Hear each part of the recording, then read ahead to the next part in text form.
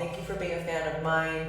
Thank you for supporting women's MMA. And all I really have to say is, let's go potty break picks.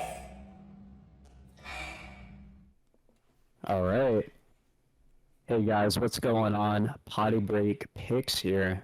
We are in Las Vegas, Nevada for UFC Fight Night this Saturday. We got a decent card ahead of us. I honestly think some of the matchups are really interesting. Betting wise, it's tricky. You're gonna have to mind your P's and Q's with some of these favorites, in my opinion. Anyways, let's just start from the bottom of the card. We got Montserrat Rendon versus Tamir's Vidal. Um, this fight's something else. Anyways, Rendon, terrible Yeah, actual level of regional fighter. competition. Actual regional Yes, fighter. yeah. She just 5 fights ago, she fought somebody with zero pro MMA fights, and it's just really bad if you look at her past 5 wins. And a lot of these are split decisions as well. 2 of them in her past 5 fights. You don't want to be seeing that against a very physical girl like Vidal. Vidal should be the favorite. Should she be minus 250? I don't think so. I don't think it warrants that. But she has fought the better competition. Eileen Perez, Braga, Ramona Pascual. It's Yeah. better. It's not good competition, but it's better than whatever Rendon facing. Vidal's gonna be the thicker girl. She's gonna she's gonna look bigger than Rendon. She's a little shorter, but it's only by 2 inches. I think I'm not gonna bet this fight. It's a little too sketchy for me. I Yeah. was looking at parlaying Vidal, but I just like showed a little self-restraint. Yeah. That's what we need for Um, this card, man. That's what we need. yeah, I'm not gonna bet it, but if you force me to bet this fight, I would pick Vidal instead the distance at plus 205.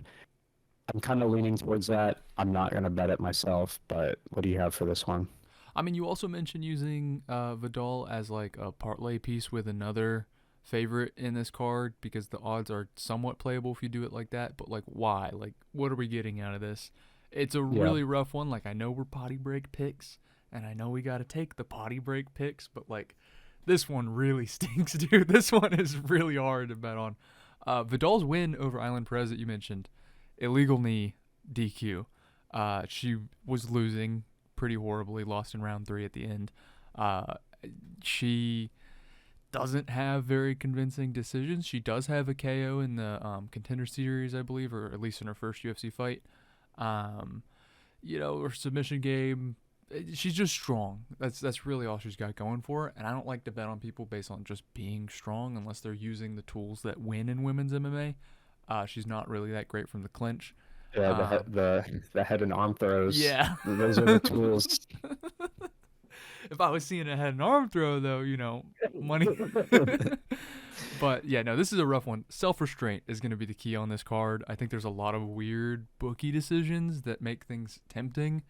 But talking about that, I don't have any self restraint with the next card or the next fight, and that's Hannah Goldy versus Inoue.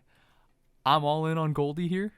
I don't get why the fuck the line is so wide, dude. It is crazy that there's that wide of a gap.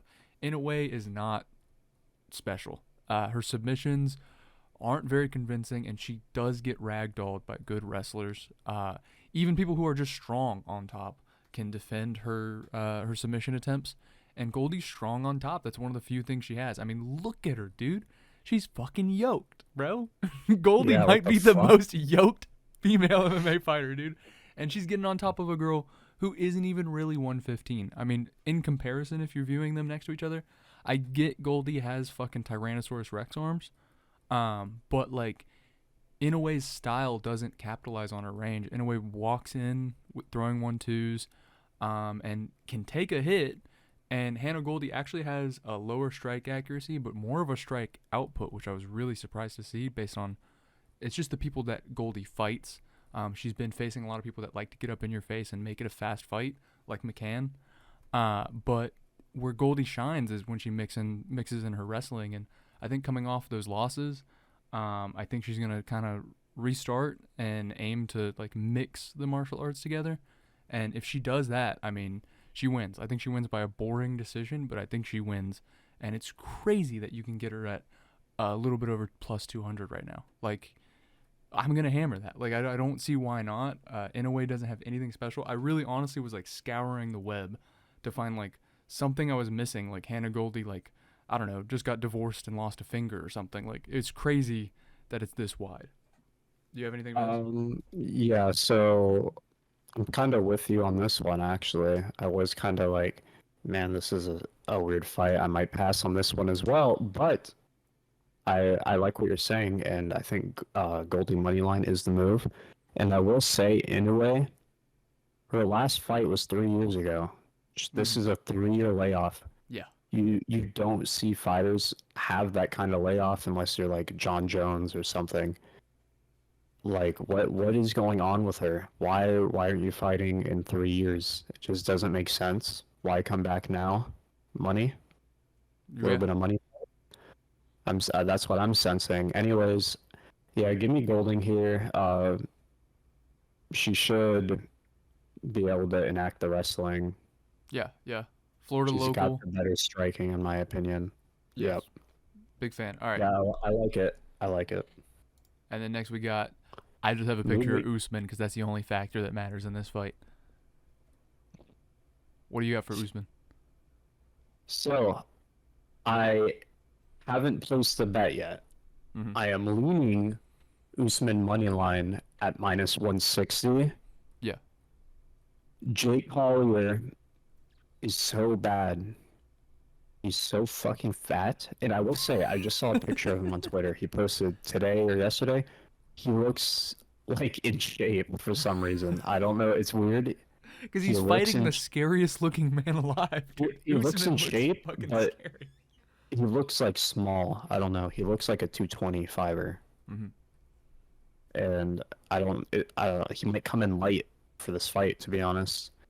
Jake Collier, he's not really like good at anything. Mm-hmm. I guess if I had to pick something, he's good at like getting a weird takedown and then just like suffocating you when he's on top because he's so fucking heavy. Like he doesn't have good takedowns or anything, but he will shoot like this is how every Jake Collier fight plays out. He shoots a single takedown in the first round. If he doesn't get it, and he's spent, you're gonna finish him. Muhammad Usman, I don't think he's got good skills, okay? But he has enough skills to beat Jake Collier. He's got okay striking. He doesn't have that crazy heavyweight KO punching power. Mm-hmm. But he's all right. I think training with Kamaru Usman and, Trevor Whitman, it just kind of it gives him an advantage on other heavyweights. Just like, stick to their hometown gym or whatever. Well, I was also going to say, like, with Whitman, it's so weird with his fighters. I feel like they really are late bloomers if they don't come in with a lot of talent. But they do eventually, like, all learn to sit on their punches. It's like he puts them on, like, a 5-year course, and then you start to see him, like, start to actually do anything by, like, the 3rd year. So, like, definitely, if he's training with Whitman, I have a lot of hope for him later. But, yeah, he doesn't look like he sits on his punches. He doesn't look like he really has much power right now. Honestly, that can be okay at times. Yeah, totally. Like, I mean, if you're a heavyweight and you're kind of lighter on your feet and you're putting out more volume than the other guy, you're probably going to win. Yeah. Yeah, there's going to be a time to fade Muhammad Usman, but this time's not the time. Jake Collier's on a 3-fight losing streak. Give me Muhammad Usman to win this fight. Yeah, I didn't watch enough tape to bet on this one, so I'm gonna let you stick with that. But I don't know. And same with this next one with going into our next one, we got Argueta versus Miles Johns. Nothing. I've got nothing for this. I got Argueta money line in this fight. Okay. Straight up, minus 175. It's a close fight. Miles Johns is a great fighter. He's 7-0 in decisions, and he mixes in his grappling very well. Miles has great striking defense, and he has really good lateral movement. He's always circling, which is something you like to see if you like Johns. But I feel like where I kind of separate Argueta from Johns here is Johns has a 74%, 74% of his fights, I should say, take place at striking distance range. And with damn Argueta, only 16% take place at striking distance. I think Argueta, he's going to be looking for the takedown here. Yeah. And he might play around on the feet a little bit, but eventually he will get impatient and, start closing the distance. I think he's going to be the aggressor. If he can start getting takedowns in this fight, I think he's going to win. But it's going to be a close fight. I think the line should be a little closer, but give me Argueta to kind of like edge it out. Yeah. So yeah, Argueta minus 175. That is what I will be betting on this one. Yeah, lines that should be closer is like the theme of this whole week, man. It's really weird. Theme of the past like 2 months. Like True. the bookies have been pricing like some favorites a little too heavy, especially on pay-per-view cards. Totally. All right, so we got Brian Battle versus AJ Fletcher as our next play. Yep, I like Brian Battle in this fight. Give me Brian Battle minus 190 on the money line. You can find them for cheaper on some books, but that's about the medium I try to pick out. Battle has a 10 reach advantage on AJ Fletcher. I really like his style. He's got sharp striking, and he carries that power kind of like a Jared Cannonier is what he's kind of comparable to. Someone who used to be big, used to be fat, has cut down all this weight, shown serious improvements in their game, and the power still kind of carries over. Yeah. And Battle, he's got really high output too. Like you're not going to see him kind of like wait for a big shot, and that's what you like to see because you're winning minutes as well. He has a very high output. He's got a really good heart. Like he has that dog in him, and he's got the good cardio to back it up. Like you won't see this guy quit on you in the cage. Now, how do you beat this guy? You spam wrestling, and you're always in on his legs. That is his one weakness, but it's not like he's getting taken down and he's accepting the position. Yeah. Like, you're not going to take this guy down and he's going to be flat on his back, not moving around. That's not how it is. And the guys who are out wrestling him, I mean, like, Renat Fakhretdinov, killer, bro. He's Russian fucking animal, dude. He's been wrestling his whole life. AJ Fletcher has not been. Level, yeah. He's not been wrestling his whole life. Yeah, he mixes in the takedowns when he needs to, and that is one thing that I'll give him. If things aren't going his way on the feet, he will shoot in the takedowns to win minutes. But that's not Fletcher's game plan. Mm-hmm. His game plan is to mix in the wrestling, not wrestle an opponent through 15 minutes. Now, that's.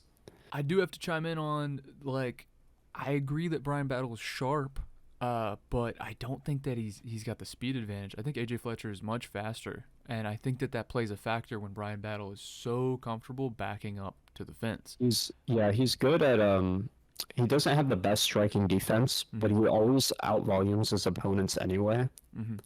Which is so weird to see. He's such a weird one to watch. You got to remember, like, 10-inch reach advantage. Yeah. If you can just use that reach, it's not going to matter who's faster, in my opinion. Well, it matters as soon as he's got his back to the fence. And every fight you watch a Brian Battle, especially the longer ones, he's so comfortable just backing up to the fence. And that just gets rid of a lot of the reach advantage. Not all of it, obviously, but you not being able to back up and jab as you're backing up or strike as you're backing up does take away some of the sting or some of the edge that reach advantage gives you. And that's the one thing that I don't like about Brian Battle. I feel like he doesn't play into his strengths well enough to consistently, starch people like he probably could, and consistently bait people in for bigger strikes and more accurate shots. Now, don't get me wrong, he's done it. Like, obviously, he's got that 14-second knockout of Green or whatever. Yeah, But he knocked out Takashi Sato in the first round too, yeah, yeah, pretty early on, and he'll fight grapplers and then basically outwork them on the ground and end up in a dominant position. We saw it against Petrosky and we saw it against Gilbert Urbina, and he'll end up submitting the actual grappler who's supposed to be True. winning minutes on the ground. So he will outwork you on the feet, he'll outwork you on the ground, in my opinion. He doesn't accept positions, and yeah, I think he's just gonna win this fight. Give me another highlight reel knockout for Brian Battle here. But I'm just gonna play his money line just in case. yeah. Minus 190. That is my take on this fight.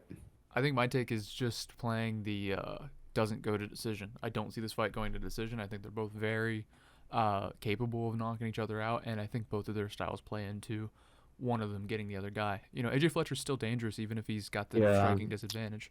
He's dangerous, but I don't know. I'm kind of worried with the fight doesn't go with Brian Battle's toughness. True. Okay, that's like usually if I'm gonna bet like a fight doesn't go, I would a fighter's losses tell you more about a fighter than their wins. Mm-hmm. And if one of the fighters are not losing by finish, then it's just like you're kind of relying on the favorite, in this case Brian Battle, to get the finish. That's a good point. You know what I mean? Yeah, that's a good point. So that's I would like Brian Battle inside the distance a little better, honestly. But, that's true, but I do see AJ Fletcher throws that knee out every single fight, and I know that there's that height advantage, but something about the way that Brian Battle just loves to play into AJ Fletcher's running him up against the fence. I just see a big strike landing, and I don't trust Brian Battle's chin that much, even if he hasn't been knocked out before. I get it, and I always give the advantage of the chin to people who have come down in weight classes, but I don't know, man. Something about this is just he's too comfortable backing up to the fence, and that just worries me against a very fast guy. Yeah. The fight goes to decision is at plus 130. You're going to be laying minus 160 for the fight does not go. Ooh, I didn't check the odds before I said honestly, yeah, minus 160 for a fight doesn't go here. Never mind. I don't hate it. I think you could throw that in with something. I don't know if I have the nuts to play minus 160 straight for this, but I mean, it's playable, I think. True. Okay. Yeah, I didn't have the odds on the best fight odds, so yeah, I'm on Bet Online right now. Smart. At least because they got those early lines, Hell yeah. All right.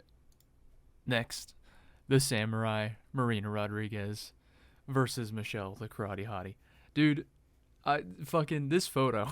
Can I just talk about this photo? Is the funniest image of all time, dude. I fucking love Marina Rodriguez for this. That she fucking posted this on her Instagram and thought it went hard, bro. It's so It goes hard, bro. It goes hard. Dude, they fought before. Marina Rodriguez won. There's not a whole lot to say about this, and I don't see any plays on it, to be honest. I don't see Michelle Watterson improving since their last fight. That's a weird thing to say about such a veteran-type fighter. You'd expect her to be bringing the problems for Rodriguez to be solving, but it's not that, Marina Rodriguez dealt with her flashy bullshit kicks from out of range. She got in, had good success with the boxing, decent success with the takedown defense. That's why it went to decision. Michelle Watterson is a fucking wrestler that pretends like she's a striker. And it's like, if she just committed to wrestling, she's so frustrating to watch because she's honestly a better wrestler than most of the people in the division. But she lies to herself and likes to throw the flashy shit. And I think she loses fights because of it. I think some people think she's fun to watch because of that. But honestly, I'd rather see her winning. I like to see the veterans doing well. Someone like Carlo Esparza, might be boring, but, I'd like to see the veterans winning and proving that, women's MMA isn't really evolving the way that the other divisions are.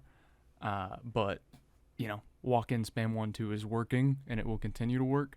And I just see Marina Rodriguez probably winning this, but the line isn't playable in my opinion. So do you have anything for it?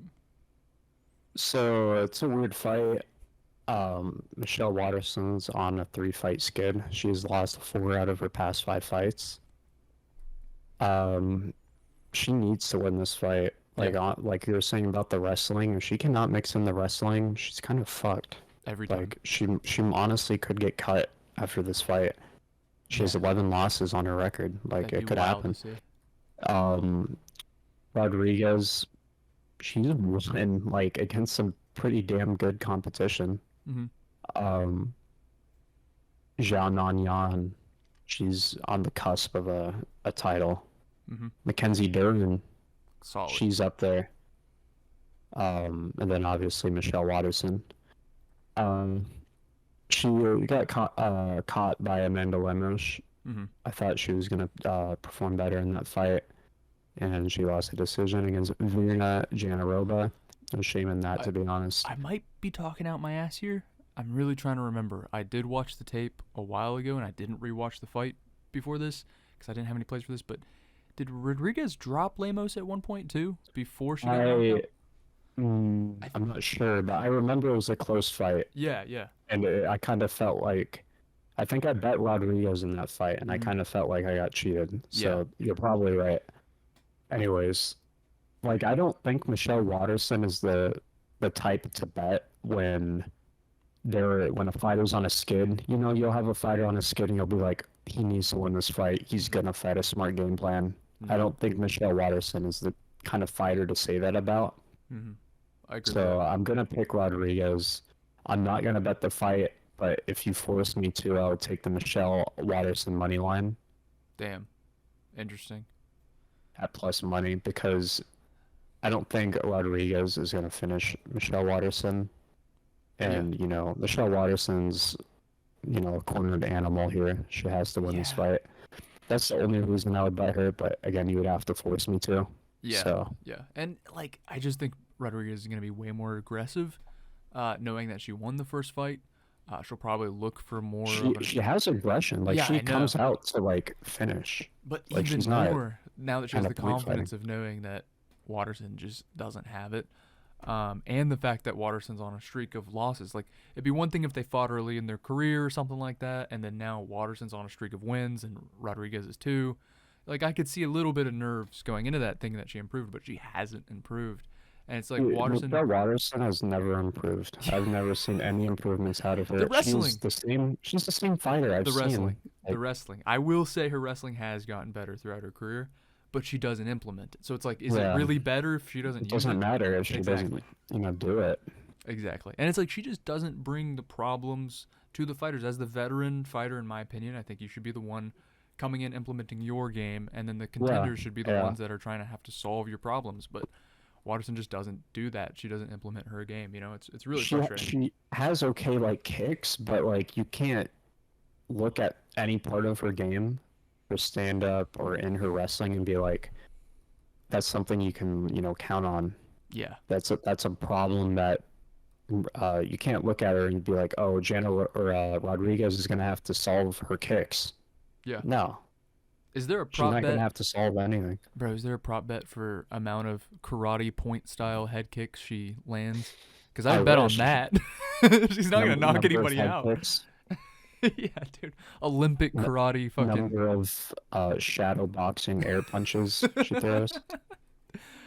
We got to become bookies, dude. We got to add those. Yeah, for real. All right.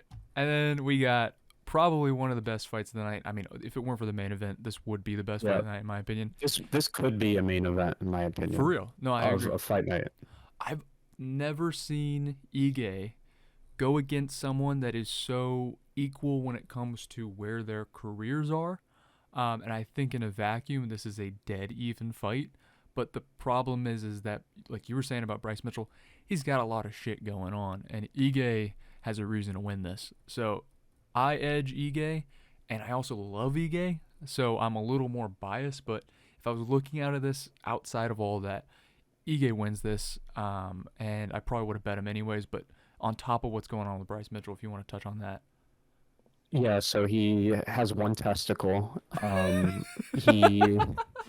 He's doing a lot of shit with his ex-girlfriend. She's like threatening his life and destroying his house and stuff. And I don't think Bryce Mitchell like even trains for fights. I think he just like works on a farm and just calls it a day. I know. It's fucking crazy. Yeah, I like Ige money line. You can find that around like plus 185. Nice. That number's great. And I've bet Ige his past 2 wins Yeah, against Damon Jackson and Nate Landwehr. He showed great composure in the Landwehr fight totally. against someone who brings a lot of violence and chaos. Yeah. And it kind of showed me like he's kind of taking his career a little seriously, I think. I think he's gonna try and make a run up through the rankings. I think he's got the momentum in his favor. And you were pointing out how they're so evenly matched and where their careers are at this point. And I think that's a perfect way to describe it because everyone who they've lost to has gone on to fight for belts and #1 contendership. Yeah. Bryce Mitchell only has 1 loss, but it was against Ilya Topuria, who just beat the shit out of Josh Emmett Yeah. and is now fighting it next in line for Volk, in my opinion. Mm-hmm. Ige fought Evloev, he's not on the cusp of a title shot, but he's getting pretty damn close. Very good pressure wrestler, and that's kind of what you're gonna need to be against Dan Ige. He also lost against Josh Emmett. No shame in that. Josh Emmett, I've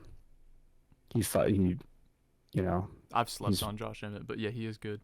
Yeah, I don't like him too much, but he's way at the top of the division. Mhm. Chen Sung Jung, no need for introductions with him. Yeah. Anyways, That fight though, I still think Ige won that fight, and that's not even me yeah, talking as a yeah, fan. I agree.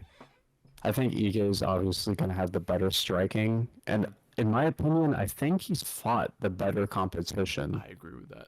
I agree with that wholeheartedly, bro. And he brings like such interesting tools, and that's why I've Yeah. been such a fan of him.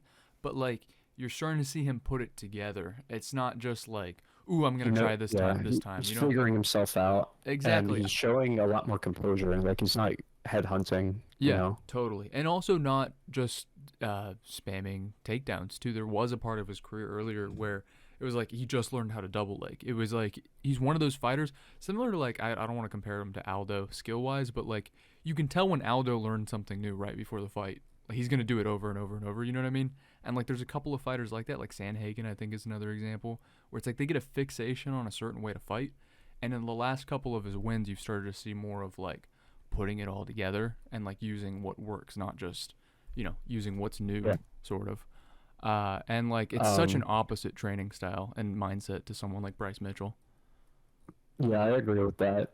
Bryce Mitchell, he has shown that he can be out wrestled. He's not like some ominous presence that no one's been able to out wrestle this guy. He's shown that people have been able to stuff his takedowns and win exchanges on the ground with this guy. Ige, he holds some more power. He's gonna land the more damaging shots. I think Bryce Mitchell is gonna wear some damage on his face in this fight. I don't think he's gonna look clean. Ige, on paper, he doesn't have a good takedown defense percentage. I think it's like 56, somewhere in the 50s range, which isn't great.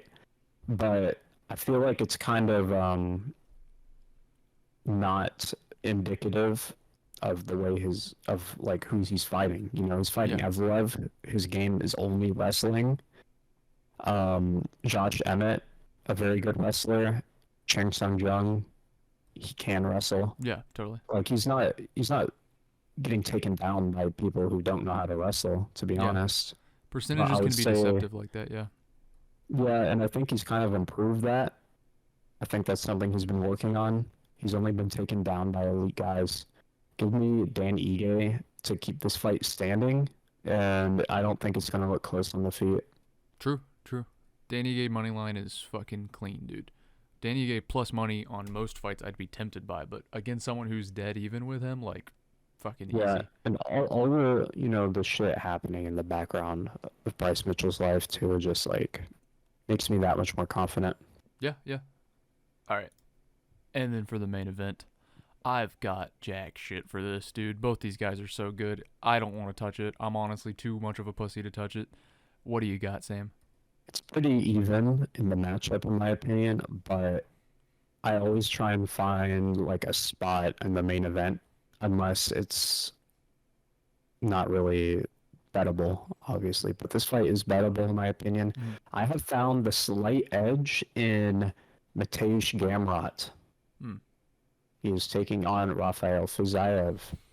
Fiziev is a really good striker, obviously, we know that. And he needs to keep this fight on the feet against Gamrot to win this fight. Now, he's got good takedown defense, okay? Actually, really good takedown defense. Gamrot can't just grab a single leg against Fiziev and expect to finish it. He's going to have to chain wrestle here. He's going to have to go from the single to the double, grab the hip, spin behind. He's going to have to keep it moving. He can't just grab a single leg and keep it there. And he's shown that he is capable of that. For example, in the Arman Sarukian fight, that was all wrestling exchanges. That was beautiful to watch as someone who understands wrestling and what is going on. They're moving from position to position. Neither of them were, settling on the mat. It was just instantly moving to a different position. And I think that's going to be huge in this fight. I will say Gamrot has the way better 5-round fighting experience. Fiziev has been scheduled for 5 rounds, I think, against RDA. Someone else, I forgot. But anyways, RDA, that didn't go 5 rounds, obviously. He hasn't been in those championship rounds, so I'm kind of scared to know what he's going to look like. I can't imagine that he's used to keeping a 5-round wrestling heavy pace against someone like Gamrot. Key, dude, key. That's different than fighting stand-up Muay Thai for 5 rounds. It's so much different. It's so much more taxing. And yeah, give me Gamrot to chain wrestle. I don't think the striking is that big of a deficit for Gamrot. I think Gamrot can keep the striking kind of close. It's kind of like when like Conor Khabib, you think like you're so like aware of the takedown that you can just land a fucking overhand right. And it'll do damage. Like you can win striking exchanges because people are scared of the takedown. It's mixed martial arts. And yeah, I think that's what's going to happen in this Fiziev fight. I think Gamrot is going to win a couple exchanges on the feet. I don't think it's going to look completely in Fiziev's favor on the feet. And I think he's going to chain wrestle against the fence. I think he's going to snatch a double leg in the middle of the cage, try and run the pipe, and then Fiziev's going to hop on one leg get against the cage, and then I think Gamrot's just going to chain wrestle from there. And if he's not taking him down, honestly, it's not a big deal if he's against the fence. He's just working the whole time trying to get him down against the fence. He's still winning minutes. He's still in control. And that's just how I see this fight playing out. I think Fiziev will break in like round 4 and give me Gamrot to... The scariest rounds are going to be 3, dude. 3 is probably going to be terrifying to bet on anybody with this because, in my opinion, I see Fiziev, like you said, getting pinned up against the fence and probably getting a little pushed around and like worrying. I think he's got the fight IQ to know that if he's losing in small grappling exchanges and not really making big statements during the fight, that he's going to have to really go for it. And I think he'll start to make that realization and turnover around round 3, maybe end of round 2. And that's going to be a scary round for Fiziev to probably try and tee off on Gamrot. Yeah. And if Gamrot survives that, though, 4 and 5 are in the bag for Gamrot. I think he's aware that, like, he's going to need to be conservative with his cardio in the early rounds. But that's dangerous, man. If Gamrot is picking up, like, any of the first 3 rounds, you do not want to be in there for the 4th and 5th because I'm almost 100% confident that Gamrot can win in the 4th and 5th rounds. So I'm kind of worried that Fiziev is going to be too like complacent and he's not going to have urgency to win those early rounds. He has urgency in his early rounds for most of his fights, but in it's so different 3-round fights. In 3-round fights, he has the urgency because he knows it's just going to end after 15 minutes. You got it. But yeah, that's give me Gamrot. I think his money line's at like plus 130. I'll throw a whole unit on that. I like it. That's solid. All right, cool. Well, that was a surprisingly quick episode for how many fucking fights we had. Really blasted through those. All right. Well, we're potty break All right. picks. See you guys next week.